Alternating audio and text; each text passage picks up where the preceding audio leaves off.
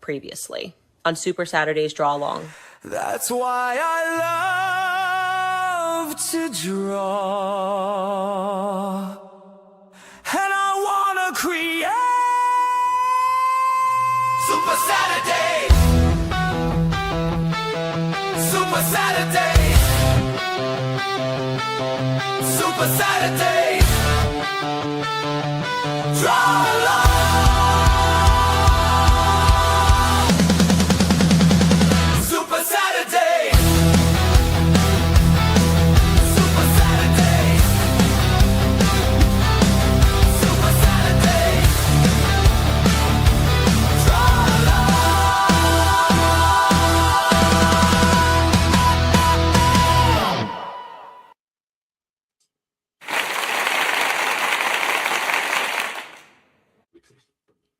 Thanks for joining in again, ladies and gentlemen, boys and girls, to another Supa-Saturday's DrawAlong with me, Jerry Hinds.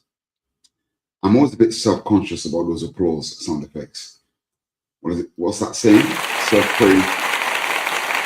Self-praise is no praise, but I've got to praise myself, just in case no one else does. Just kidding, of course. Yep, we're back here for another Supa-Saturday's DrawAlong.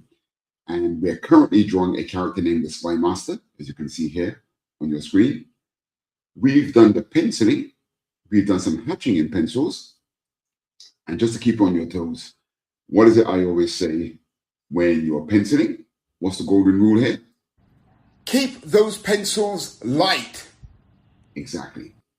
We're past that stage, of course. And now we're just going to get to the real nitty-gritty of the inking. We started the inking. So for that, we really have to do it. No procrastination. Let's get straight in there.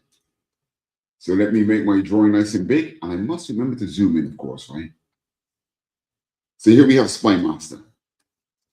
And to go through my inking technique again, right, what I do is, here's my inking key lines. These are the borders of where the colors eventually will be. I put these on one layer. If you're inking traditionally, of course, you can't really do this. This doesn't really apply to you so much. Inking in this format does to some degree, like you do your key lines first, then you do your inner contours. This is your muscle sinews, your fundamental detail, if you like. And then, now we're going to get to our spotting. So you can see I have an inking spotting layer. And the spotting from our pencils, remember, no hatching, no feathering at this point.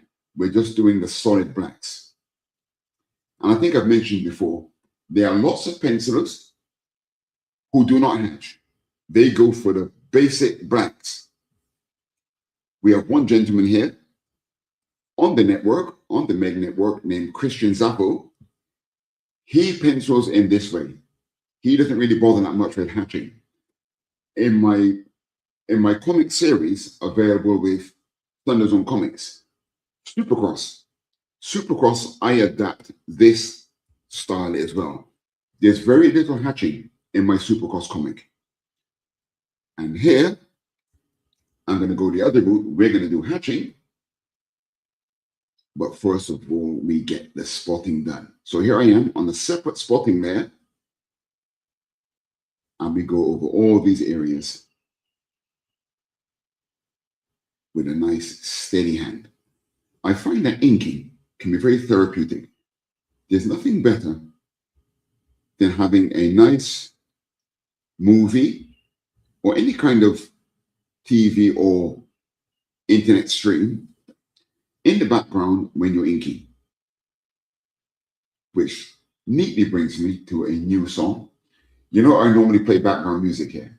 I've uploaded an old favorite of mine called the Rare Rock Rhythm. Back in my sound system days in UK, we used to rock the Rare Rock Rhythm. So I'm going to play this in the background. Here we are. I've got to make sure it's not too loud. I get a bit carried away with my music sometimes. Anyway, if it's too loud, one of you guys start sending me a message saying, Jerome, can you please turn that down? I'll try at this level for now. Right, so let's get to this spotting.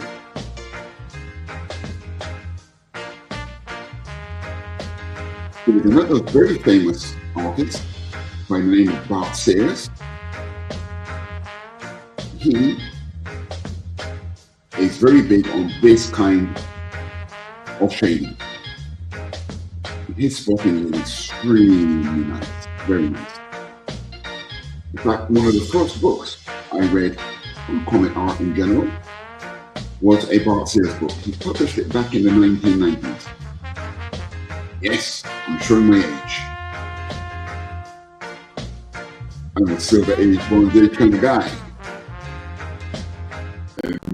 With a lot of modern comics, we've been over this already here on Supa-Saturdays, that a lot of modern comics, a lot of the modern style, doesn't bother with hatching so much.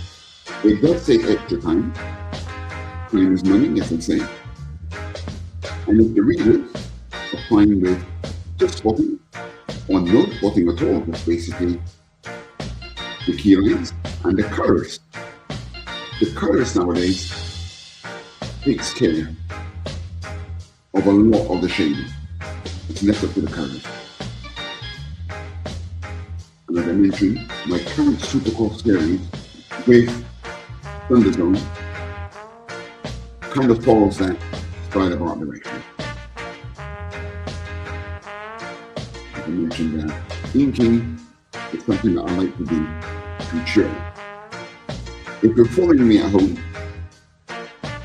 or if you're not following me and you're a bit behind, drop us a message and I can get a copy of this image to you and you can join in from wherever we get to next.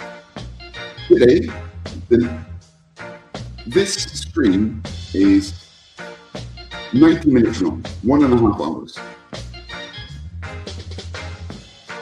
So I'm going to see if we can get as much of our shading done as possible in the one session.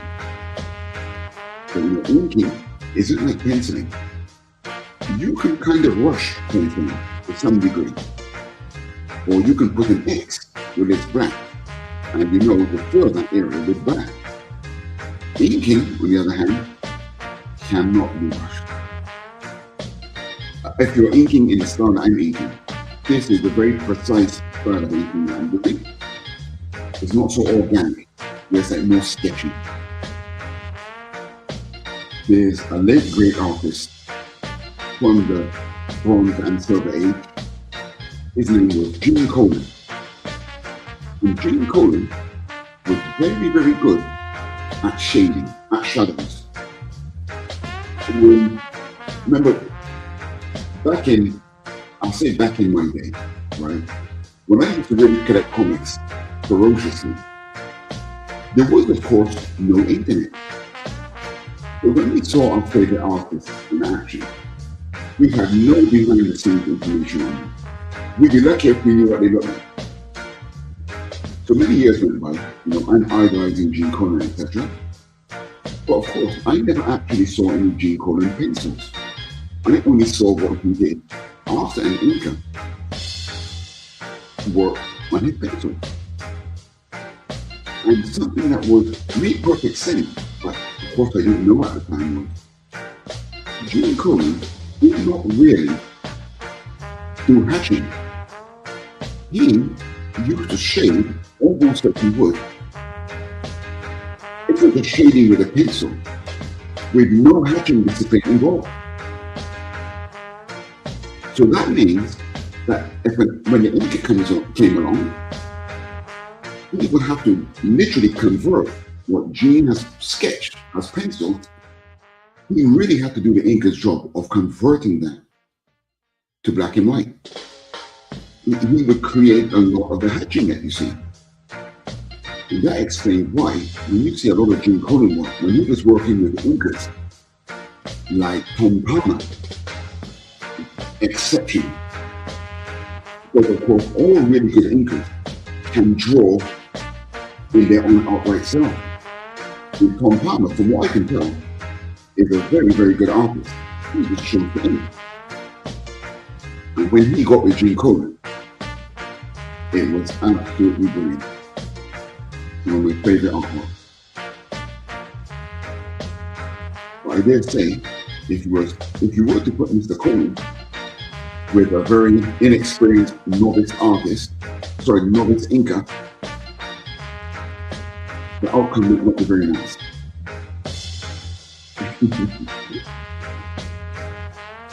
I never forget, the comedian Chris Rock. It was a movie, Jay and Silent Bob movie. I don't know how many of you hardcore geeks are out there, but the Jay and Silent Bob movie, Chris Rock was in one. And I had no idea that guy was a comic book geek. But in that movie, he did something that was kind of unforgivable. But as jokes go, as comedy goes, to me, it's comedy gold. He accused an inker of being a tracer. God, I never laughed so much before in my life. The fact that he knew so much about comics that he could even be involved in a movie talking about things like that. And he offended this inker in the movie. He called him a tracer. Jesus, that was so funny. But no, I could just, an opinion I have here, is I've met a lot of people over the years who have tried inking. And I tell you what, not everyone is made for inking, especially traditionally. Now, I don't know how many well-connected people are watching this stream. I would ask you not to share what I'm going to say with the gentleman in question. But one of my favorite artists of all time is a gentleman by the name of Jim Starlin. And Jim Starlin, he completely changed the way I looked at drawing back in the 1970s when I first saw his work. But there's one thing that Mr. Starlin cannot do, and that is ink. My God, you should see the stuff that he's inked. He was the first person that made me aware of inking. Because there I am idolizing this guy as an artist and a writer. But when I saw his inking, I didn't even know that I could be critical of inking until I saw Mr. Starlin's work. I thought it was absolutely terrible. And that's when I first learned that not all pencils make great inkers. And then I later went on to meet other painters in my circle. And indeed, when I saw them try to ink, it wasn't pretty. Let's put it that way. I've noticed a lot of females are good at inking. Not many of them really ink Western comics, so to speak. There's a few. But I teach comic art where I am. I'm in Singapore. And a lot of my students, for some reason, a lot of females get the hang of inking quite readily. Maybe it's a patience thing or something, I'm not quite sure. But talking about me being in Singapore, I wouldn't say I've got a hangover, but I am a little bit sleepy. If my voice sounds a bit dodgy, it's because yesterday I went to a Christmas party. One of my wife's friends had a Christmas party. And one of her other friends is a whiskey connoisseur. So we drank buckets of alcohol yesterday. And I'm not really that big a drinker. But I came back home last night, and normally I watch weekend soccer, or what you call football in America. So what we call football, what you call soccer. And last night I was out of it. I did not watch any of the Saturday soccer. I'm 8 hours. Is it 8 hours? Sorry, I am 9 hours. Sorry, I am 13 hours during Eastern Time currently. So you're watching this at 7 p.m. Caroline, with the alcohol again. You're watching this show starts at 6 p.m. Eastern, right? So it started at 7 a.m. Eastern for me.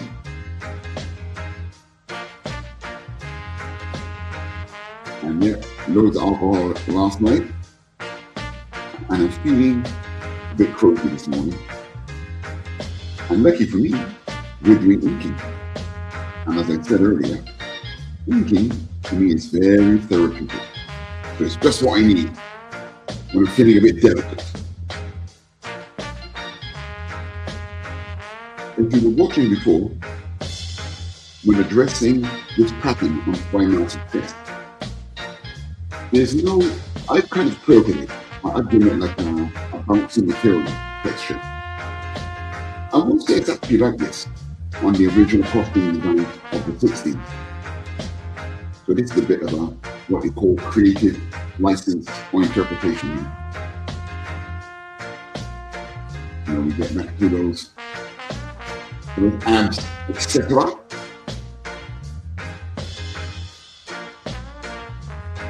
Yeah.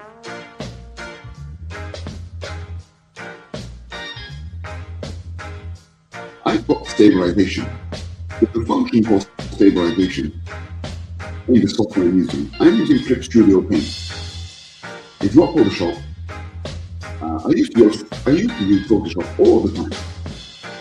But after Manga Studio and Comic Studio came out, which is in effect the predecessors of Clip Studio Paint, and when that came along, I switched my comic work all to Clip Studio Paint.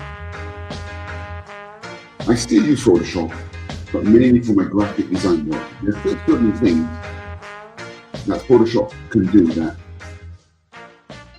that's automated. In Clip Studio, you have to do those functions, what you call manually.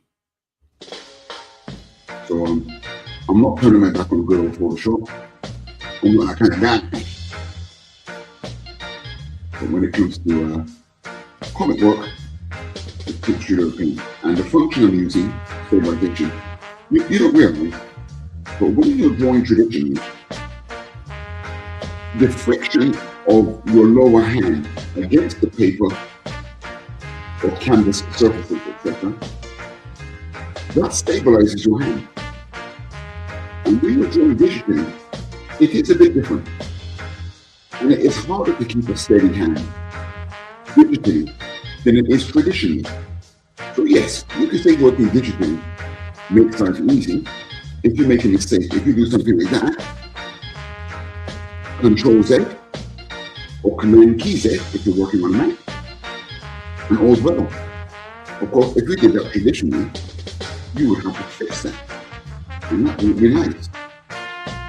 But in terms of applying ink, you know, whether with a brush or with a pen, I'm more of a brush inker when going traditional. But keeping a steady hand traditionally, to me, I think it's easier to keep a steady hand naturally if you're inking traditionally than if you're inking digitally.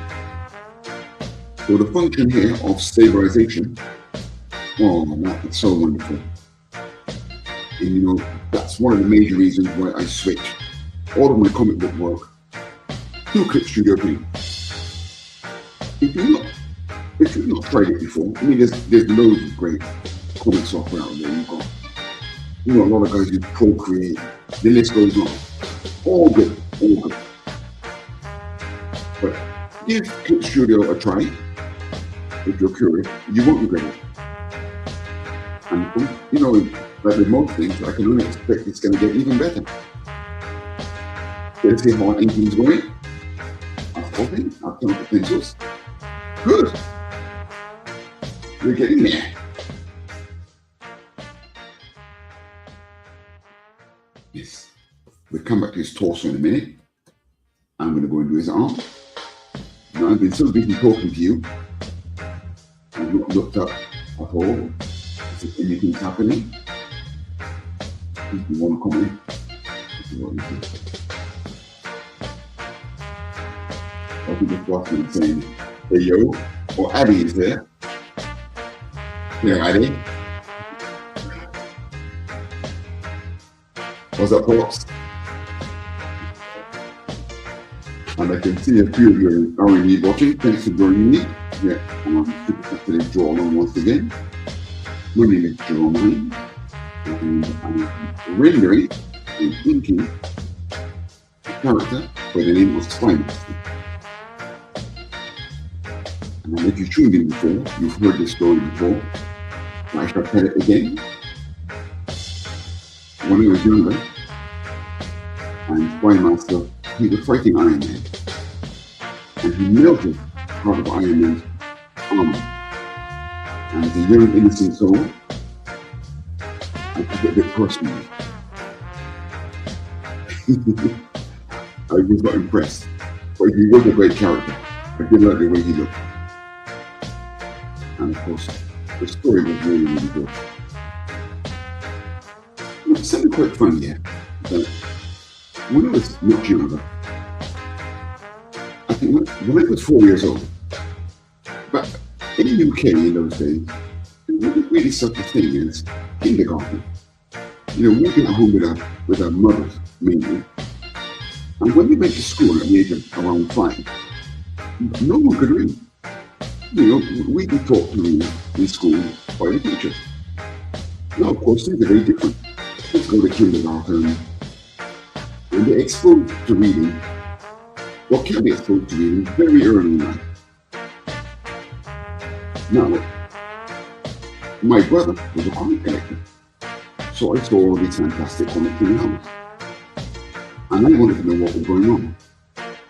So to cut a long story short, my two elder brothers taught me how to read when I was maybe 3 going on 4.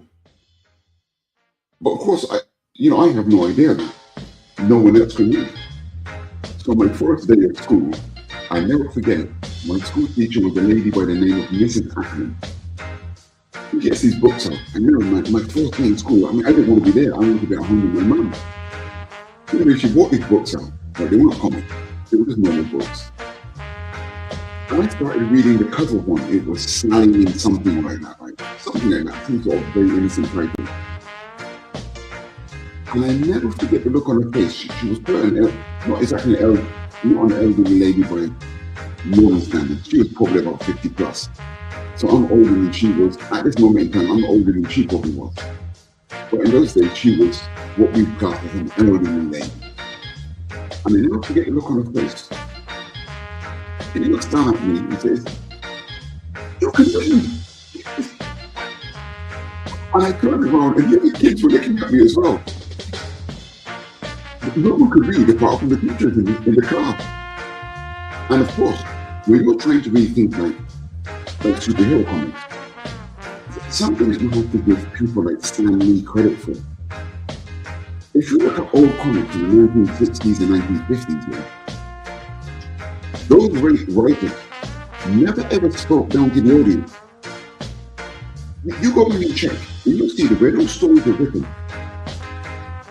They're not really written for a very young person, so to speak. It was written not in an over-complex way, but the vocabulary that's used, it's still pretty broad. So of course, I'm there trying to read these comics. Some of the words I can't read, okay? The brothers are helping me out, but I'm doing a half-decent job learning how to read at that age. But there are some words that I know and I understand that my parents at the age of 4 and 5, they haven't got a clue about these words. And my teacher was shocked that I could read certain words very fluently without any trouble whatsoever. I'll never forget that, man. It was so funny. I never forget on another occasion, I asked my teacher, I was about 7 years old at this time. Can't remember that. I was definitely less than 10. I asked her, what does metamorphosis mean? She says to me, what are you talking about? I'm Jerry. They call me Jerry. Right? What are you talking about, Jerry? They didn't know what the word metamorphosis is. Oh, because Captain Marvel went to a metamorphosis. She goes, goodness. Well, it means change. But yeah, man, comics said that there. You want to know these words. I remember running up to my brother. Right? Remember I said I was an Iron Man character, right? So I ran up to my brother and said, why is he calling this a plant? No, a factory, a big industrial building, yeah? We know that's called a plant, right? To my young mind, the only plant that I know is the plants that my mum has at home. You know, a plant, it's something that grows, it's green, it's got leaves on it. When Tony started talking about his plant, there's no greenery in the frame. I don't know what's going on. So my brother says to me, oh, he means the factory. He means the building that he's in. I remember walking off thinking to myself, oh, building a plant? And it took me a few hours to get my head around that word. Yeah, man. But yeah, comics are back there. You know, you wanted to learn how to read, you have to learn what the words mean. Understand? I'm not sure if those guys in comics really made a conscious decision to do that. But man, there's no such thing as making something for an age group when it comes to comics. If the story looks good or something that catches your attention, you will make it your business to understand what's going on. That's what I learned from that. I remember when I first saw the Submariner, he was complaining about mankind and pollution. I had no idea how things like that. Again, comics woke me up to that whole subject of the ecology and all that. And that's what I think good comics really do. But they do it in the balance of knowledge and entertainment is so good that you don't even think to yourself, you don't think you're being preached to, or it's not so heavy that the entertainment factor is forgotten. That's the skill in the kind of writing that I believe that's what makes Stan Lee such a genius. He had that balance, that's right.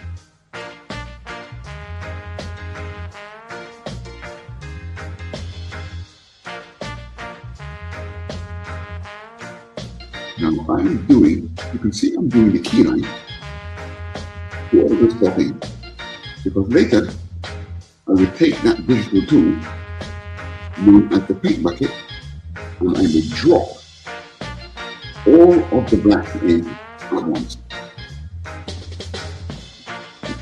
By the same token, if you're inking traditionally, I used to ink like this traditionally as well. I will go through and sort out all of my black areas with a key line. I found that, okay, I'm going to get into a dodgy subject here, right? Commercial art versus fine art. Something I often have to explain to my students, that comics, we're so obsessive over comic art, etc., that we kind of see it as it's almost like a fine art. However, it is also commercial art. And because drawing a comic is dependent on deadlines. You have to meet a deadline. It is commercial art. But sometimes we're guilty of treating it like fine art. Art for art's sake. What I'm doing here, I'm going to put some hatching in and stop it. But is it really necessary? As we can see from a lot of modern comics, they don't bother with hatching and they don't bother with spotting. So am I putting that shading in good faith of a deadline, or am I just doing it because in my soul I want to see that kind of art? So that's, I think, the genius of comic art, is that it puts us in this area of fine art meeting commercial art. So when you're going through various processes in comic art, the quickest way of doing something, of course, stands in good stead. But then, of course, you will have the hardcore artists which might accuse you of things like being soulless or cheating. And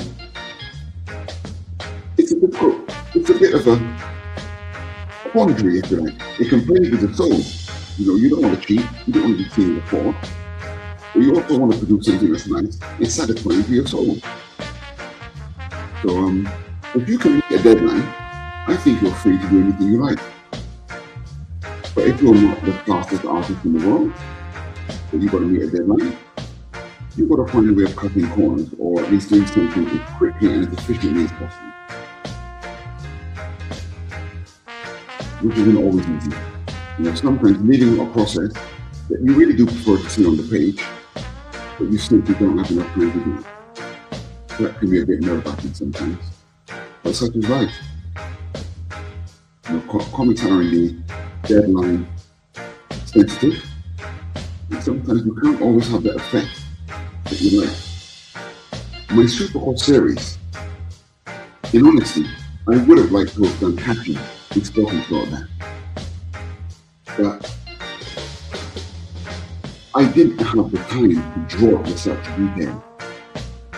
You know, which is, maybe I shouldn't have done the series. The fact that I couldn't do it 100% the way I would have liked, there's an argument that maybe I should not have even started.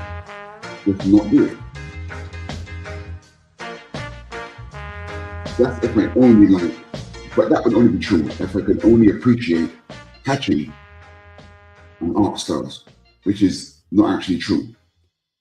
I still like artists like Bart Sears, who does not really do hatching.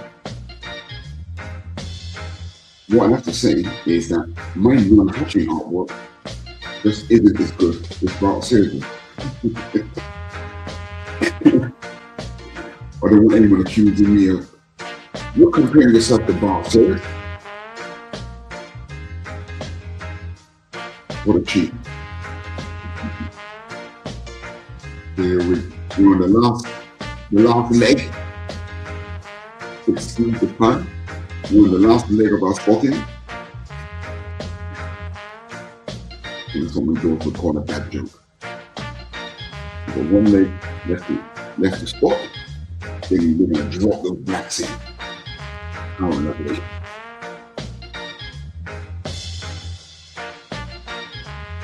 And then I did a bit of greenery there that I'm not fond of. See that black touching there? That eliminates my accent. You may have noticed that some parts of the inking that I come up against, I might slightly adjust. You know, when you actually come into applying the black, you may make an executive decision to change something. Now, talking about executive decision, some of the funniest stories I've heard from the world of comics and inking, it's like, okay, the king of comic art, Jack King Kirby, right? This guy's amazing, always amazing, you know, rest his soul, etc. Jack King Kirby, man, there was an inker named Vince Coletta, and apparently Vince would erase some of Jack Kirby's pencils in ink less detail. Like sometimes you look at a panel, and when you look at the original pencil, there's a couple of people still in the background. But when you look at the finished ink page, those people are gone, man. They kind of mysteriously disappear. Vince Coletta was having none of it. And he's gone down in infamy for what he did. And I always find it quite funny that some people are really, really sensitive about this sort of stuff. But as I got older, I realized that, like, I think Vince Coletta, I think he was capable of inking more than one comic a month. Now, should he have erased those people from the panel? I mean, probably not. But you have no idea what his life was like. I don't know, maybe he had a child recently, whose sleepless nights, his wife, or whatever. So there might be perfectly good reasons for why he decided not to ink certain bits of detail. But man, I've heard some argument I've seen some people in chat groups online. Some other guys like my age group, they are not forgiving Vince Coletta. I think I saw someone write a whole essay, a whole article on the infamy of Vince Coletta. fantastic. And I think I mentioned earlier, right? You know, when I was into comics back in the 1970s, early 1980s, there's no such thing as the internet. So you don't actually know the techniques that the professionals are using. I think you might get the odd article or someone making a comment in a letters page. But for the most part, we didn't know anything of what was going on with the comic art. We just saw comic art and we were liked it, but we didn't know the methodologies that the pencils and inkers were using. So time went by, I realized that the guy based collector, he used to ink with a pen. What in America you call a crow pen. Out here in Asia, I think a similar kind of pen would be what's called a G pen. And I had no idea that he was using a pen. I assumed he was using a brush. But when you look at the line work he used to do, it was very, very fine. And you know, he was a very unique inker, man. He had his own style. Collector.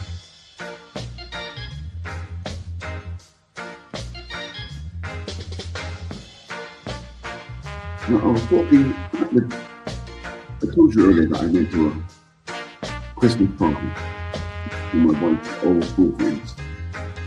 And one of her friends did a lot of, she thought it fantastic spread. And there was lots of different food on offer. So she made these little cards describing what each dish was. You know, some sort of chicken, some sort of beef, etc., etc. And the lettering was very, very nice. So I asked her if she did it by hand. And she said yes. And I could instantly tell from the way she did that lettering, if she tried to draw, she would be able to draw. And I said to her, can you draw? And she said, no. I didn't believe her. Look, maybe she didn't even try to draw. I just didn't believe that she couldn't draw. So I said to her, well, you can't copy something. And she said, oh yeah, I can copy anything. She said, I can copy. Which in effect is drawing. But drawing from imagination, that is one step ahead of normal people, you could say. And okay, hold that thought. Okay, so I outlined all of my spotting. You can see all of the blacks have been outlined. Okay, I'll switch up the spotting pencil there. Now we're going to drop. We're going to paint bucket all of the blacks in. Let me just have a quick look at the chat. Oh my God, there's a few people here talking. Let me go back. I've been busy talking about inking, etc., etc.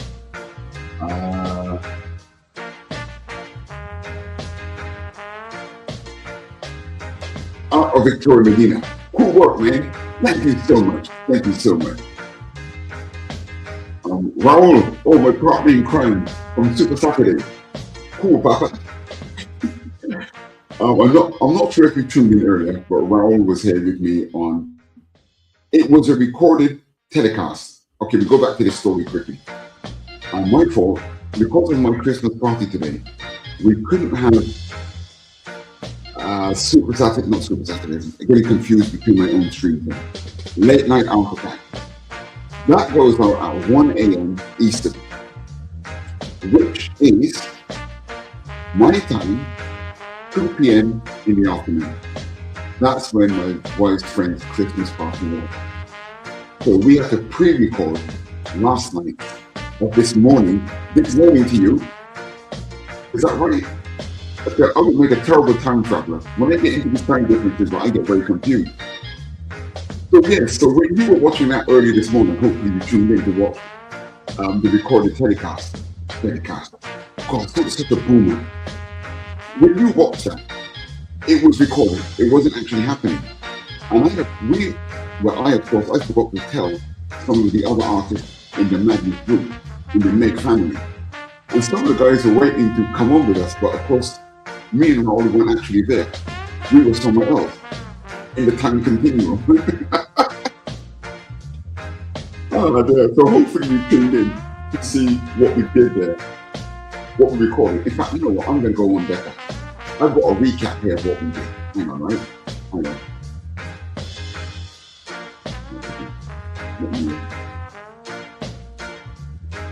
I'm trying to get rid of you. I've got one message here locked on the screen. Have I? No, I haven't.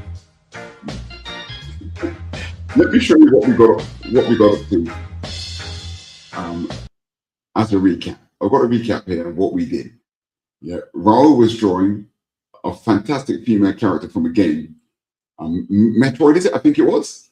And I was drawing Goliath, another survey's favorite of mine, right? So I've got a recap here of what we did. So have a quick look at this. I'll carry on with the story afterwards. Previously on Late Night Art Attack.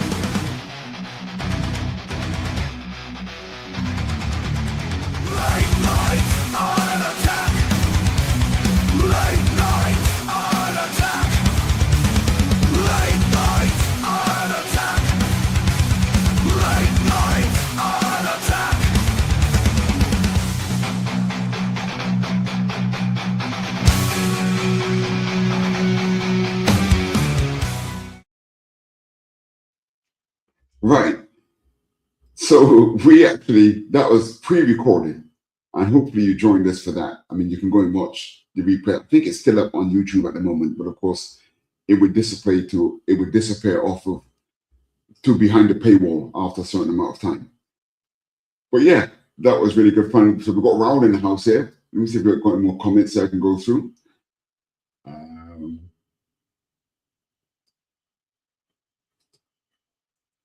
Vicky and Raul, yeah, that's Pop saying hi today. Raul, you got the clinking glasses there, as I mentioned earlier. I had enough alcohol to serve me a year. Cheers, mate. Good stuff. What's this one here? Was good. Learned a lot yesterday. I'm trying to think, what were we talking about? What you did last night, show. Okay, right, fair enough. Yeah, that's right. It was a recorded stream that went out this morning for Late Night Art Attack. But now I am actually live. I'm not at a birthday party, so I'm not at a Christmas party. I'm just feeling the effects of a very boisterous Christmas party with way too much alcohol. Anyway, I digress. Right, so we've got the outlining of all of our spotting. Whoops, I can see a little glitch here. There's a glitch in the matrix. I was in the middle of talking about something. I'll try and remember what I was talking about in a minute. But now we're going to drop in the blacks. So I'm going to get the paint bucket there. Ooh, I'm forgetting my background music. Now, especially for you fine people, I've actually downloaded 2 new tracks. I played one earlier. That was a rare rock rhythm. I've also got something here called the answer rhythm. I'll play this in the background now. This was one of my favorite instrumental tracks from back in the day. Good. Right, so now my spotting. This track's got a horn section in it, so I better turn this down. Calm down, boy. Don't get carried away.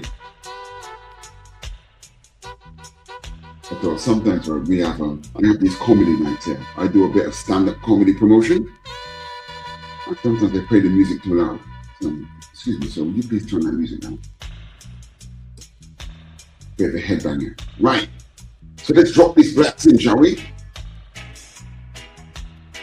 So we can see what we have to drop in here. Switch that layer off. And I'm coming in. And here you got to make sure you're on the right layer. You don't want to go in the wrong layer, mate. Terrible. Actually, what I should be doing is I should be locking the layers to make sure no accident has actually happened. But because I think I'm experienced. I don't make mistakes. I'm not looking any layers. Famous last words. You can see, as I drop the black tin, there may be some little bits of some areas that are left uninked. And I'm going to have to go in after and do a little bit of touch up.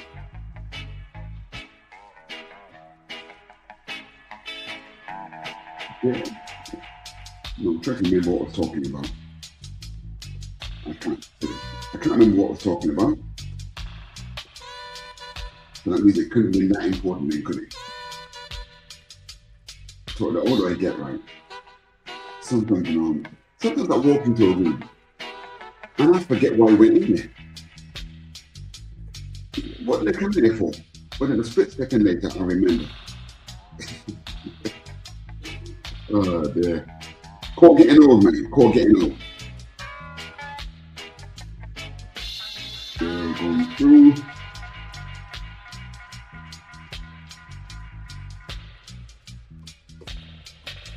Okay. Now, I inked this, or I spotted it rather, with a basic understanding that the light source is coming from above. Now, one thing you got to remember is that if you're going to do spotting or shading, hatching anything, I prefer to work with some kind of light source. I kind of prefer that. Excuse me. Now, it's true. Some of the great artists of yesteryear would tell you that they did used to work. Whoops. Can you see that? My inking area was not closed. Yeah. You got to close the areas. Otherwise, your ink will spill. Yes, some of the yesteryear great artists, they didn't used to draw with light sources in particular, but any light sources, in mind. Just good, solid drawing, and light sources didn't really matter, you could say. I mean, you don't really need to have a light source, you don't. It's a choice thing, yeah. But the more I drew, the more I started to like light sourcing. I grew to appreciate that a little bit more than I did when I first started drawing. So I've drawn this with a light source coming from above.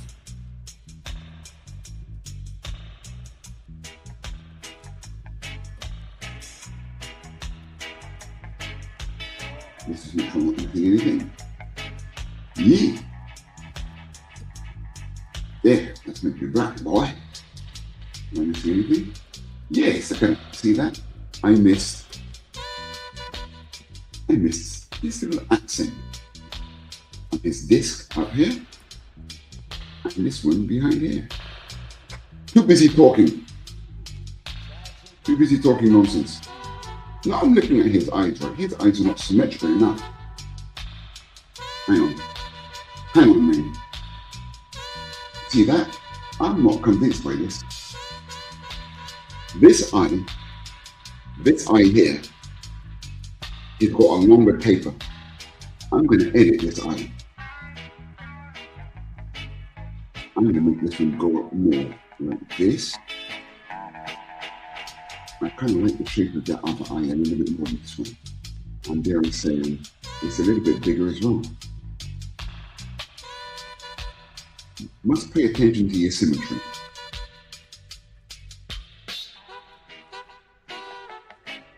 That's better.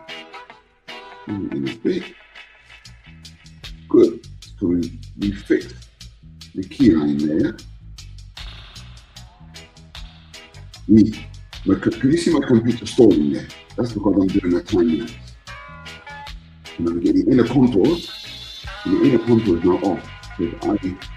He's got like these eyebrow decorations in his costume.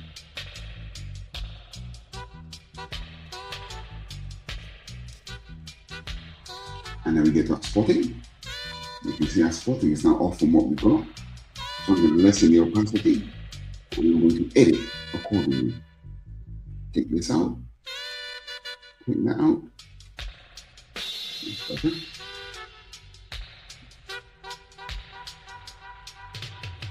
Good. I take it before that. Things don't have to be exactly symmetrical because, you know, we're dealing with organic. Okay, I don't mind things being perfectly symmetrical, but things being off slightly is reality. Very few things are 100% symmetrical. Right, so we'll do the cleanup afterwards. Just dropping in the blacks here. We've got some blacks out here. Here. That's the top part of this body then. Okay, let's spot the first leg. There. Whoops. That's the wrong section, boy. Concentrate. What's wrong with you? Go closer, boy. Zoom in. You know, I'm such a bad person, you know. I'm always lecturing my students. Zoom in. Get close to the artwork. Zoom in. And just because I'm using a pretty huge sync, this is I think it's 24 inch. But the screen is so big that I can be far away from the canvas and still see what's going on. What indeed is going on here? Sorry, I'm making an executive decision on my spotting here. I'm going to put a contour in here. That's better. Yeah, and I know when doing a stream like this, I really must remember to zoom in. It's much more interesting for you guys when I zoom in.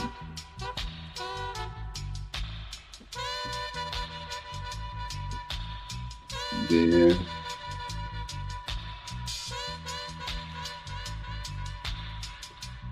Oh yeah, that's why I changed that part, didn't I? Yep. Okay. So there's our basic spotting. Now I can be very pedantic, and I'm going to go in now, and I'm actually going to clean it up because there's a few bits where the paint bucket couldn't get in. So let's start from the feet. We've been doing the feet last all the time. So I'm going to get a slightly smaller brush, and let's do our cleanup. See, these few pixels here couldn't be selected by the paint bucket. There. Nice. Good for nice. A few weeks ago, I told you that I keep using things that my kids play when we were very young. And my eldest daughter, that was it, my last son, would say, good for nice.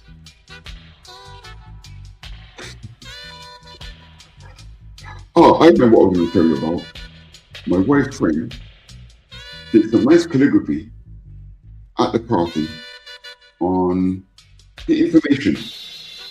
The little information cards telling us what food, what was the name, or what was in each dish that we were eating. And the lettering was really nice. So I asked her if she could draw. And she said, no. But I didn't believe her. I said, could you copy something? And then she just very blasé said, oh yes, I can copy something. Which means you can draw. You know, drawing from imagination, that's the second step. Drawing from imagination is very tough. But most people can't do that. So I asked her if she could draw. Because you can look at a person's handwriting quite often and tell if they can draw. Which brings us back to this question of inking. I think that inkers are born. You can learn how to ink, you can get your technique down better, etc., etc. But there are some people who I believe will never ever be able to. As I mentioned earlier, I think Jim Starlin is one of those people. Sorry, Jim, you're one of my heroes. I dyed my hair blonde because of Captain Marvel, because of what he did in Metamorphosis, when his hair went from white to yellow in Captain Marvel 29. God, I sound like a Jesus. But anyway, I thought that was a really cool idea. If hair changed color. Now the funny thing is this. Now that I've gotten to this age, I really am like Captain Marvel, but in reverse. Because I used to dye my hair yellow, right? Because I thought it looked funky. But now that I'm getting older, my hair is turning white. I'm getting gray hair now. I'm going from yellow to white, which is Captain Marvel in reverse. That serves me right. Who do you think you are, boy? You think you come from the Cree race? Oh, dear. Anyway, why am I rambling on about this kind of nonsense? Actually, because some doctors, my wife's friend, she's quite funny, but a bit eccentric, let's say. So, what some doctors discovered in Australia, I think it's going back nearly 20 years now, they came to the conclusion that if you can draw naturally, so you haven't gone to any art lessons, but you can draw pretty accurately, naturally, you are officially on the spectrum. Now, as we all know, the spectrum is very broad. There are some people that you would never guess that they're on the spectrum. They're fully functional. There's no trace at all that they're on the spectrum. And there's others who are very heavily on the spectrum. But yeah, so you'll find that, like, if you're a comic book, if you're a comic art geek, you've probably got stories in your mind of, like, when you're with your school friends, when you were growing up, people maybe thought you were a bit eccentric, or a bit off, or a bit different. Yeah, it's because you're on the spectrum. So anyway, I tell my wife's friend this, and she starts laughing. She said, yeah, I always thought it was a bit strange. Oh dear. But yeah, indeed. Very eccentric.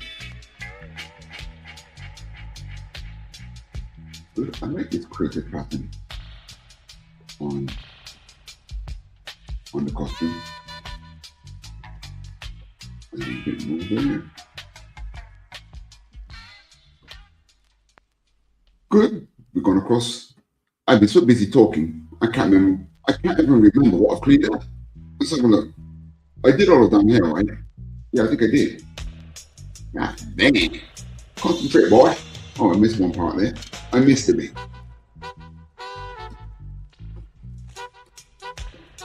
Here we are. Good. Just clean up. He's right on.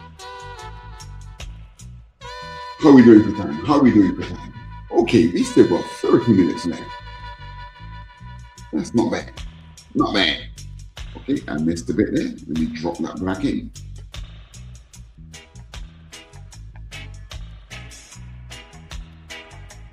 Good. Let's check the fist. Lower hand here.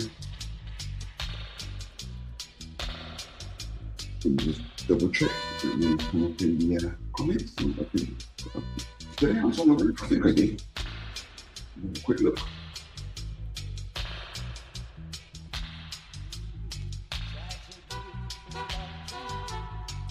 Oh, I was watching what you did last week's show. Oh, sorry. Yes, I read that earlier. Yes. I'm going to watch that again later on as well. In fact, yeah, I like watching some of the delayed casts of some of the shows here on the Meg Network. It's very good. Especially if you're doing normal work and you've got it playing in the background. Very nice. Watching some of the other guys here in the network. And we've got a great art book on sale at the moment, a tribute to Ozzy Osbourne, where a lot of us have some artwork in there. Raoul, who I was just talking to, has some images in there. Christian, who I mentioned earlier, he has some imagery inside the book. Another regular on Late Night Art Attack with us is Edwin, who concept architects. No, I'm sorry, don't want to get confused people concept here. No. Edwin has an upcoming concept called MASCOT. And now I deemed my Saturday, my DrawAlong, to be a family show. Edwin is a rather naughty boy. He's got another concept with some very dodgy names that I can't repeat here. This fine Saturday evening, while the kids are watching. But interesting concepts all the same. You can check them out on the also on the CRoM live draw stream. And sometimes they join me and Raoul on Late Night Art Attack, which is 1 a.m. Eastern on a Saturday morning. And that's when I come back here on a Saturday evening for the Supa-Saturday DrawAlong. Right, our spotting is done, okay? There. So now we come to hatching. And we talked about this recently. I'll repeat quickly what I was mentioning a few weeks ago when we were doing the pencil rendering, when we were keeping those pencils light, etc., etc. All through my life, I used to hatch in one particular way, a way that I've come to the, oh, sorry, I missed one part. So I did not put in here's meant to be back. Yes, as I explained a few weeks ago, I used to do hatching, what I call spikes. If I switch this layer on, here's my first hatching layer. Could you see how the blacks, the gradations are coming from the black into the light area? That's how I'm graduating the light source or the shadows. I'm taking spikes out of the blacks into the white. That's how I used to shade all my, I still do it sometimes now. But then as I got older, I discovered what I call the image way of shading, which is what I call not spikes, what I call it gradation. I don't know any other term for it. Maybe Jimmy and those guys at Image have a term for it, but it's like this. Could you see the lines are more horizontal? They're more adjacent to the spotting, and they come out from the spotting more in horizontal actions. It's a fundamental difference of establishing a light source. Some of the guys in Image Comics did more of this kind of hatching. Now, if you join them together, you then get cross-hatching, which is, again, the late great Neil Adam did a lot of cross-hatching. Doing it with this. So I'm going to do the same thing. I'm going to start with my spikes. I'm going to ink these on a separate layer to my spotting. So here, I'm making a new layer, inking, spikes. Now here, I am going to lock my layers, because I'm telling you, I am an absolute numbskull. I'm liable to change. I don't know how I do it, but somehow I'll end up on the wrong layer, and I'll be spiking away. Now, the reason why I'm so thorough with things like this is that almost everything I do artistically, I put into my syllabus, because I do a lot of teaching. And every drawing that I do now is potentially an exercise, if you like. So here, this will show the students the different steps. So you can see my brush size here is 6 pixels. I'm drawing at a normal business paper size. Metric is A4. I'm not sure what the imperial size that you would use in America, but it's what you call letter. letter size, I think. So when a character is about that big, I found that 6 pixels is a good size for hatching. So I'm going to start from the top. So here, I go thick, thin. And this is the same technique as if I was inking with a brush on real paper. Yeah, and can you see my hand, right? You've got to use this part, the flat of the hand, as a pivot, right? Even, or as a docking station. Like here, I'm going in the other direction. I'm flicking away from my body. But once you get a solid contact with that part of the hand and let your fingers do the work, you bring it out of the black into the... Now I rotated my page to make that easier. But in truth, I don't really like that. I like when you practice your inking to a point where you don't have to rotate the page. You can do it all 90 degrees. Walt Disney Walt Disney cartoonists were not allowed to rotate paper. They had to do it at 90 degrees apparently. And if I'm not mistaken, they were taught how to draw with both hands. So a lot of those animators that you saw do that great animation from the early 20th century. A lot of those guys were ambidextrous. They could actually pencil with both hands. And there was no paper rotation. Their wrists and their hands, you know, their actions were actually that fluid. But the reason why it's useful is that you are faster. If you don't have to bother rotating screens, etc., etc., you will be quicker in your execution of art. As I mentioned before, this stuff is deadline sensitive. So whatever's quickest, you should try to adopt if possible. So I try to ink without rotating. And a consistency of line, of spikes, if you like, that's what's most sought. And I remember in my journey of inking, trying to get my lines consistent took a very, very long time. You don't have to ink in this style. You know, there's lots of inkers out there that ink in a style where like uniformity of spike isn't that important. But if you want to ink in this way, you just have to practice a lot. So all your spikes are very consistent. Now I remember the first time I saw very precise spiking, as I call it. I went to the art studio of IPC magazines in the UK. And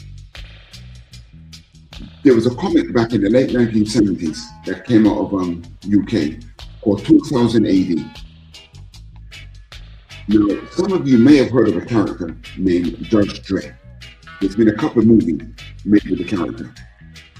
Now, one of the artists back in the day was a guy named Brian Bolland. And he's still around today. He's done some amazing stuff now for Marvel and DC through the years. Some of you may know him from his work on the Joker. I think he was involved with that story called The Killing Joke. And his inking, I was very young then, and I saw some of his inking, his original pages. And when I saw that, it's when I realized that I couldn't ink, I couldn't draw. His precision of line was absolutely ridiculous. And when you see it up close and live, you know, a rare piece of artwork. Again, this is before the days of the internet. So there's no way you can see this stuff unless you go to an art gallery or a comic con somewhere.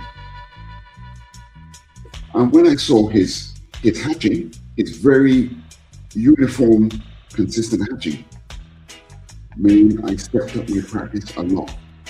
But what I didn't know was that these guys were using paintbrushes that cost £50. Now, £50 in 1979 was a lot of money. Still a lot of money today. And £50 is like maybe 75 US dollars, something like that, maybe. And so I was busy trying to ink with brushes that cost £4. Oh God, I thought these brushes were good. But I never forget the day that I bought myself a Sabre paintbrush. That's the expensive brush, yeah? My consistency of line. I mean, because what I in effect was doing was I was trying to achieve something with substandard tools. So when I got the real tools, maybe I was slightly ahead of my curve. My goodness, I could not, the difference in my work was unbelievable, right? So I learned then that sometimes there's no saying that my mom used to say, right, which is true. A bad workman blames his tool. I believe that is true as well. Just because you got a $2 paintbrush, it doesn't mean that you still can't do something that's pretty decent. But the fact of the matter is, when I had a £50 paintbrush, I was a lot better than I was with the cheap brush. So with the software, with Clip Studio Paint, it has the actions, when you use stabilization, it has the actions of an expensive paintbrush. Because the main difference between an expensive brush and a cheap brush was that the thistles keep their shape. Even through the rigors of comic art, you have to get through many pages of inking before the brush thistles lose their shape. That's the main difference. A cheap paintbrush, you do a bit of inking and it starts to fray. So you're fighting against, the brush going out of shape. But of course, digitally, this brush can't wear out. It's just going to keep going and going.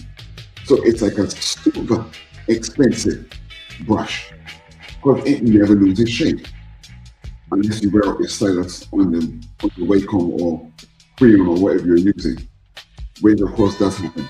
We do wear these pens now. So here I'm doing my whoops. See, my computer's lagging a bit because I'm doing a time lapse. And I'll tell the story again of Brian Bolland and my claim to fame, because some of you watching may not have heard it from a few weeks ago. You're talking about around 2009, 2008. There was a Comic-Con here in Singapore. And I was busy. I was commissioned by Wacom to demonstrate their stuff at local shows. So I'm the Comic Association, right? I'm the president of the Association of Comic Artists Singapore. Hold on, a bit of cross happening there from this spikes. Let me show you quickly what I mean. Right here in Singapore, if I move my drawing, you'll see here my screensaver, Association of Comic Artists there, okay? I've been the president of that since about 2007, 2006, something like that. So we were commissioned to demo for Wacom, and at that time, Manga Studio or Comic Studio. So I'm there, I'm demonstrating the software. Now, in the early incarnations of Comic Studio, the brushes were not as good as they are now, okay? They've developed that software over the years to where it is now. So back then, look, I didn't do my cleanup on this leg. Sorry, ladies and gentlemen, I've got to go back to my spotting layer and resume my cleanup. I knew I was talking too much. Remember, I wasn't sure if I finished my cleanup. I hadn't done things right yet. So here I was in this Comic-Con, demoing Wacom devices. and Comic Studio, as it was called back then. And what I used to do back then was, the brushes weren't as good as they are now, as I said. And what I used to do to get my feathering this consistent was I used to use a lasso tool and do this. So you can see, let's zoom in. See this bit of feathering here? I would come in here and I do this. That's how I would get that effect. Now, with the Clip Studio Paint as it currently stands, the consistency of line allows me to do this, which is actually more natural, of course. But here I am in this Comic Con, right, shading like this, getting my consistency of line like this. And I can feel someone's watching me. You know, you can tell when someone's behind you. So I turn around, and stood there is Brian Bolland. He's watching me ink a drawing that I'm doing of Green Lantern. Now, what he doesn't know is that I'm using the lasso tool to create an inking effect that he, as far as I can tell, invented or perfected. Now, he doesn't know that I'm looking at him, or I'm glancing back at him in full fanboy mode. It's like, Jesus, Lord have mercy. Brian Bolland is watching me ink. Right? There I am. I'm just a bit, okay, I'm younger than him. But not by more than 8 years. Right? Of course, when I'm 16 and he's 24, that's a big difference back then. Right? You know, he's a man, he's perfecting his art. I'm still a schoolboy, in effect. But right there, in that Comic Con as it stands, you've got a guy who's in his, back then, how old was I? I'm in my early 40s. He's in his early 50s. We're men. We're both men. We're looking at each other as men, right? But he's the only man in the room. I'm still a fanboy. So he's looking at what I'm doing, right? And what he says to me, listen, if you're watching this, ladies and gentlemen, he know the seventh heaven I'm in.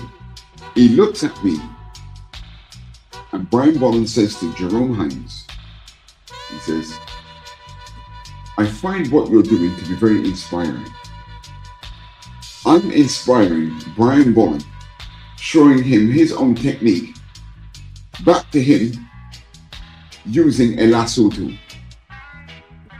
Which of course makes perfect sense, because he's looking at a mirror image of the work he does. But I'm not using a brush. I'm using a lasso tool.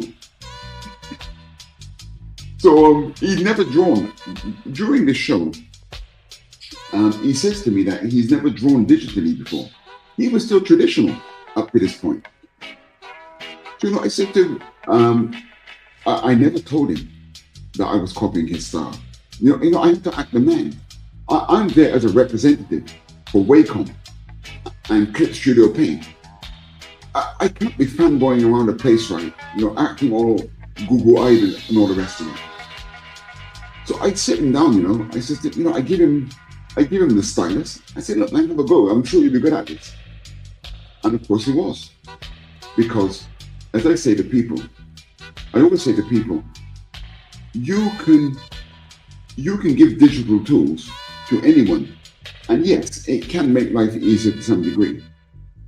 But the best digital artists are the best traditional artists. You'll find that when people like Brian Bolland picks up a stylus, their standard of work is still probably going to be superior to a person that can't ink traditionally. It is just the nature of the beast.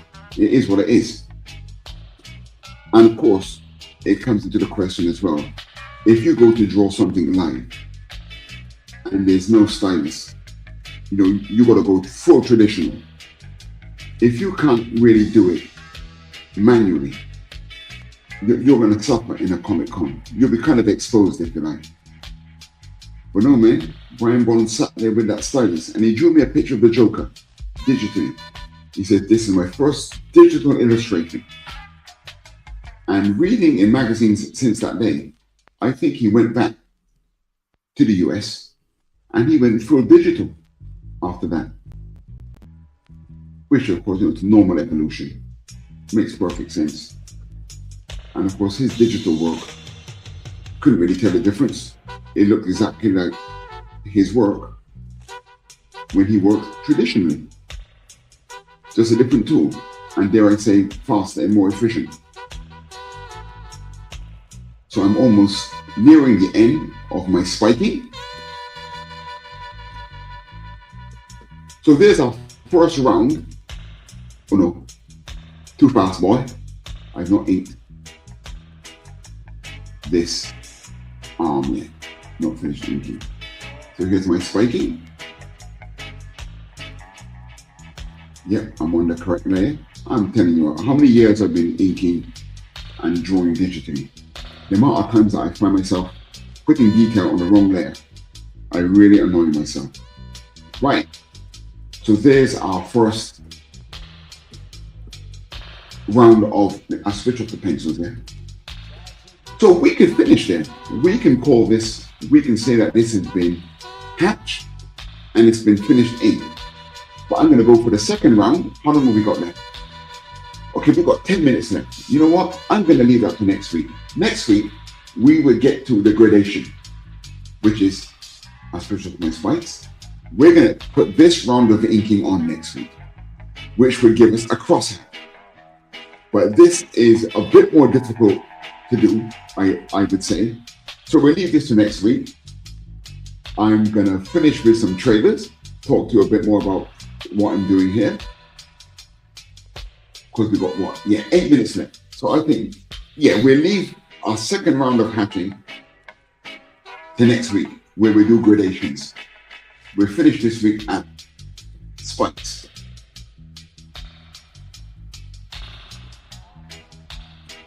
There. Good. Because I've got a few trailers that I want to play before we finish. And what I want to share with you as well is I'm working on an art book for Thunderzone Comics. There's a Kickstarter about to be launched. Hang on a second. I think I just spotted something. So I'm making an executive decision here. I think I need to have some spikes here. So that's better. Good. Whoops. I'm missing a bit here, I think. And sometimes you go in afterwards and you see bits that you think you want to add in. Yeah, don't be so fast, boy. I think I want to put a few spikes in here. You don't want to overdo it, by all means. You don't want to overdo anything. I do find sometimes, though, you know, the more I ink something, the more detail I find myself putting. And you've got to know when to stop sometimes, especially if there's a deadline. But these parts should have had spikes. I think I was busy. When I penciled this, I remember being very busy talking, not really concentrating. But yeah, that'll do for that. So there's our first round of inking in with our spikes, etc. So what I'd like to show you quickly is the book that I'm working on. Then I'm going to play the trailers and we'll finish off the show. So here, let me open and here in Thunderzone. You should have an art book and art book master. And there's the art book comic. This is the one that's going out under Thunderzone Comics, which is how to draw characters from the Thunderzone and basics. For example, there's no foreshortening in this first volume. So here you can see the whole book. So some of the things that I'll be exploring in this is how I construct heads. Right, so here's a character named Vulcan.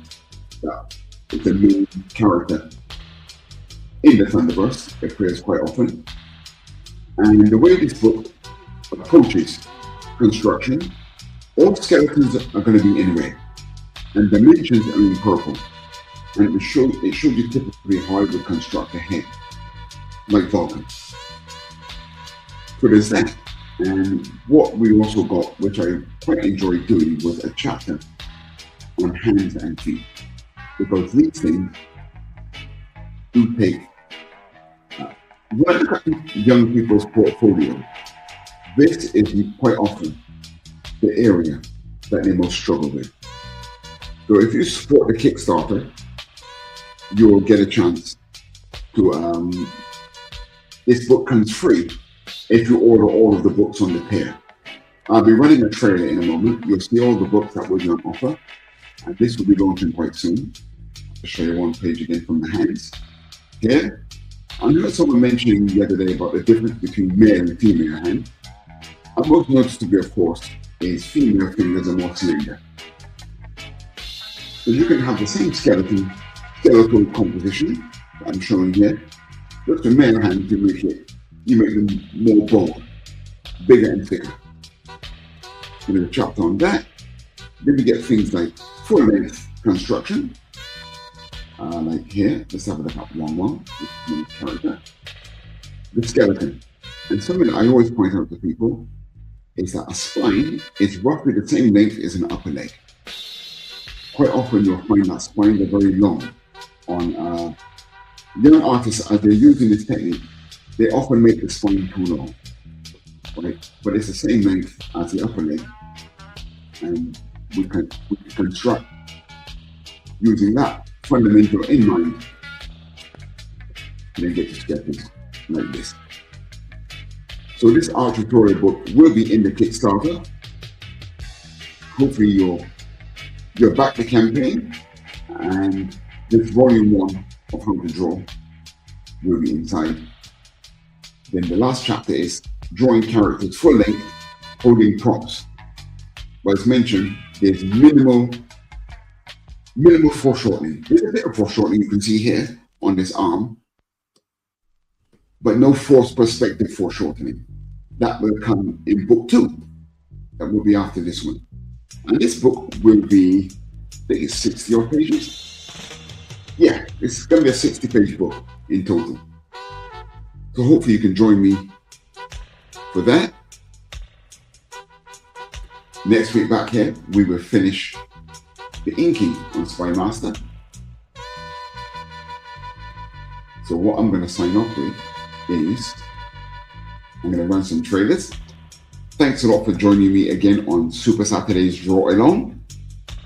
Doing the inking on Spy Master. I hope you learned something, or at minimum, enjoy me rambling on about learning how to read before I went to school, etc., etc.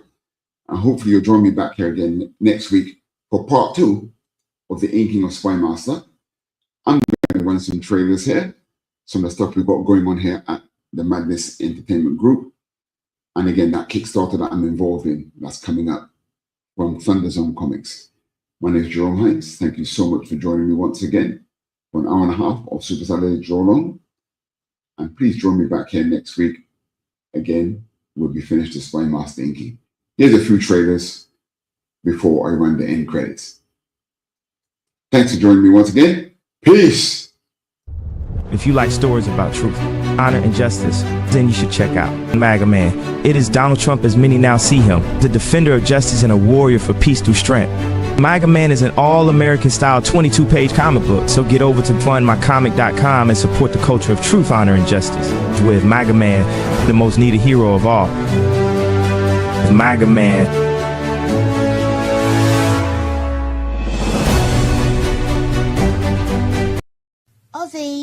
Ozzy, what are you doing? Come and have a look at this lovely book that was sent over. You're wrapping in the perpendicular. Oh, go on and spit the bat out your mouth. No one can understand you like that. Say how 5 dentists and all. Oh, well, that's not much better. Ozzy, why don't you sing to me? I can always understand you when you sing to me.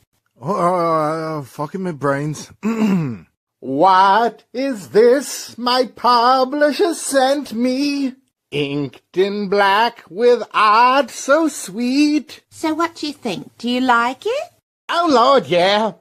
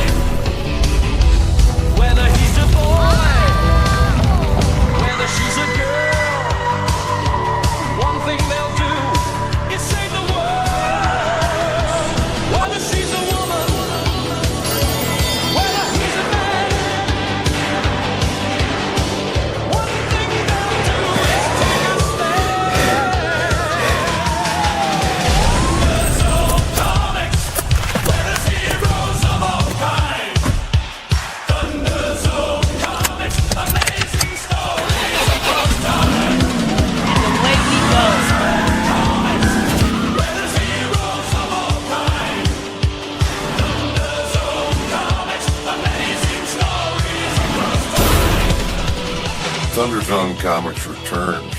5 all-new comics: Sumo Boy, Weirdo, Marshall Strong, Big House Blues, and Supercross, plus a free how to draw characters from the Thunderzone. Bringing you back all 5 new releases. The Kickstarter pre-launch campaign is live now. Thunderzone Comics!